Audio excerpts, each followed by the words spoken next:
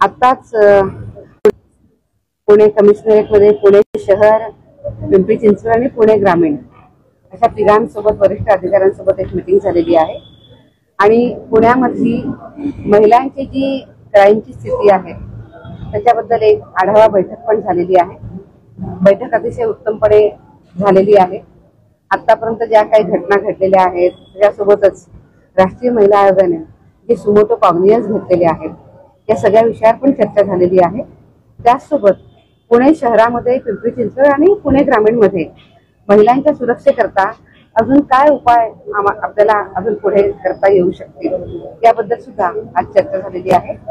मला असं वाटतं आहे की वेळोवेळी अशा चर्चा होणं पोलीस ऑफिसर्सच्या सोबत आणि नव्यानं अजून उत्तमात उत्तम सुरक्षेकरता काय काय करता येऊ शकेल हे बघणं हे महत्त्वाचं आहे आणि त्या दृष्टीनं आजची ही बैठक व्यवस्थित पार पडली। काय फॅक्ट्स समोर आले, कशा कशामध्ये लॅकिंग तुम्हाला दिसून आले? एकूण 3 युनिटमध्ये महिलांच्या अत्याचाराच्या बाबतीमध्ये बऱ्याच घटना अशा समोर आल्या ज्याच्यामध्ये लिथार्जी झालेली दिसून येते, असं काही समोर आलंय का आपल्या?